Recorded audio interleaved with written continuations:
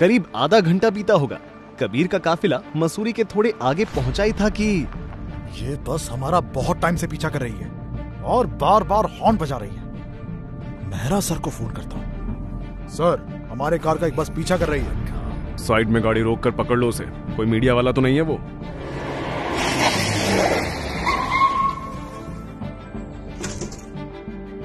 कौन हो तुम और हमारे पीछे क्यों आ रही हो? मैं कबीर को जानती हूँ, उसकी दोस्त हूँ। एक बार उससे बात करना चाहती हूँ। तू बस ड्राइव करने वाली झल्ली लड़की और हमारे कबीर सर की दोस्त। अभी पुलिस को बुलाता हूँ। ये कौन है? क्या चल रहा है पीछे? उतर कर देखता हूँ। इसके पहले कि गार्ड पुलिस को कॉल करता, कबीर खुद ही कार से उतरा। जेनिफर, तुम यहाँ? कबीर सर, ये आपका पीछा कर रही है। मैं पुलिस को बुलाकर इसे अंदर करवा देता हूँ। नहीं नहीं, रुको। पुलिस को बुलाने की कोई जरूरत नहीं है। ये मेरी दोस्त है, छोड़ दो उसे। Kabir, I am so sorry. मुझे तुझ पर यकीन करना चाहिए था। तू मेरे पीछे बस लेकर आई। तू कहाँ जा रहा था? मसूरी छोड़कर जा रहा था। मसूरी क्या, देश ही छोड़कर जा रहा था। अब वैसे भी यहाँ रह ही क्या गया है। मैं हूँ ना।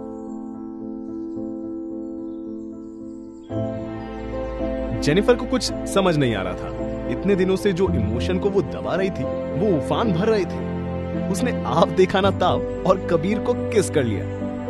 हे भगवान, हे भगवान, ये लड़का क्या कर रहा है? कबीर, एक बस ड्राइवर लड़की के साथ ये तुम क्या कर रहे हो? पहले ही चोरी के चक्कर में हमारी नाक कटा दी और अब ये हरकत। छी छी छी छी। तेरे पापा ने 1 महीना गुजारने भेजा था, तूने तो नाक ही कटा दी हम सबकी। 1 मिनट रुकिए जरा। आपको पता भी है कबीर ने 30 दिन में क्या क्या किया है?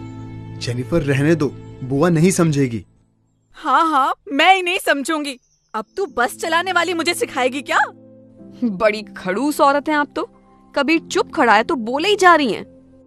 हाय हाय, कैसी बदतमीजी से ये लड़की बात कर रही है। भैया, देखा आपने? हाँ, और आप तो बड़ी इज्जत से बात कर रही हैं ना कबीर से। आपको पता भी है कि कबीर ने इन 30 दिनों में क्या क्या किया है। अपने पैरों पर खड़ा हुआ है। वो कबीर जिसने एसी के नीचे कदम नहीं रखा था, वो जमीन पर सोया है, बीमार हुआ है, गरीब लोगों की मदद की है, मसूरी के एक छोटे से चाय वाले की दुकान को गुंडों से बचाया है, मसूरी के गरीब बच्चों को पढ़ाई कराई है। इसने 1 महीने में इतना कुछ किया है कि आप पूरी जिंदगी में नहीं कर सकते। और रही बात बस ड्राइविंग की, तो मैडम जी ये सुन लो, कोई काम बड़ा या छोटा नहीं होता। हाँ, है ये मेरे पापा की बस। उन्होंने अपनी मेहनत से खरीदी है। आपने कौन सी मेहनत करके गाड़ी खरीदी है? कबीर, ये बेहुदा लड़की क्या बोले जा रही है? ठीक कह रही है ये लड़की। माँ। सविता? हाँ दीदी, आप तब से कबीर को भला बुरा कह रही हैं, पर कबीर ने जो 30 दिन में सीखा और जिन हालातों से वो गुजरा, उसके बारे में भी तो सोचना चाहिए। भैया, तुम सब कार में बैठो। ये सब बातें यहाँ करना ठीक बात नहीं है। जेनिफर, आप भी अपने घर जाओ। पापा, मैं जेनिफर को छोड़कर नहीं जाना चाहता। वो मेरे लिए इतनी दूर से बस चलाती हुई आई है। कोई किसी के लिए इतना करता है भला? कबीर, चुपचाप कार में बैठो।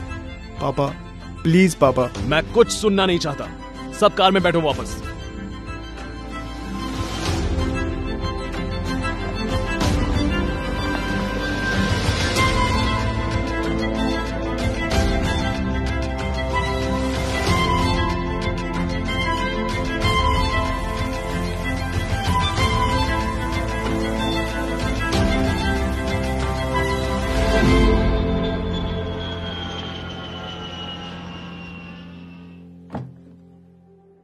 एक बात कहूँ, कबीर बहुत उदास है।